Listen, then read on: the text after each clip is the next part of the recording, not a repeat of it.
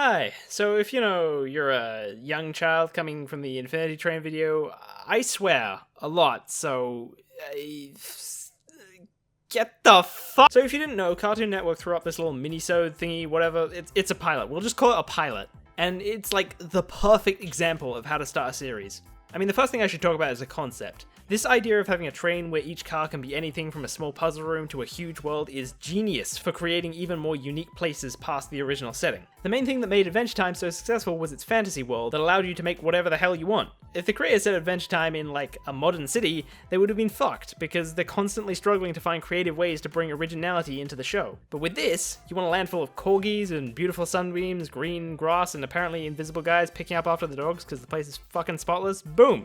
You can do it. And while talking corgis aren't particularly creative, the creator clearly knows this since there are things like this crawling around. Hell, it's like the creator even acknowledged that the train cars are a source of creativity.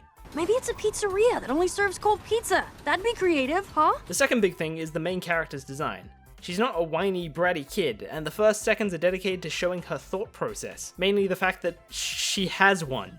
It's cool to see a child character really trying to think her way out of a problem. Sure, she's frustrated about it, but it's justified because she's been there like a week. And still, despite her frustrations, she's thinking through it anyway. Furthermore, she solves a problem and continues her critical thinking and self-awareness for the rest of the episode.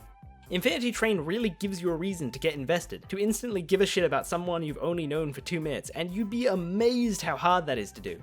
Atticus is pretty cool too. But can we talk about how he has a staircase? Seriously, have you seen dogs try to use stairs before? This is like a really bad idea. I don't particularly care for 1-1 and flat single emotion character designings, but the character is still at least unique, being 2 parts of the same robot. And besides this, he still drives investment in a different way. Mystery. The story as a whole's seemingly main goal is in fact to drive mystery.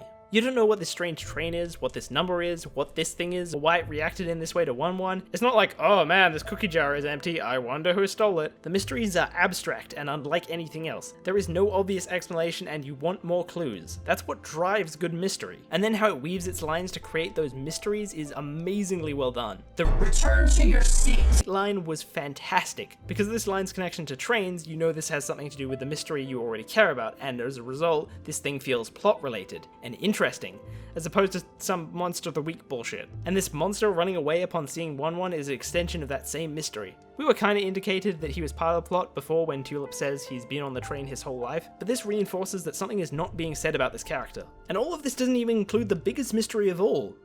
Who the fuck threw this frisbee? I don't know about you, but I can't wait for Infinity Train to get a full show. And I can't wait to follow all of these mysteries to their eventual conclusion. But no matter what happens, I'll always have this episode as a phenomenal example of a pilot for all of my theories. It's just so good. I think I got my push.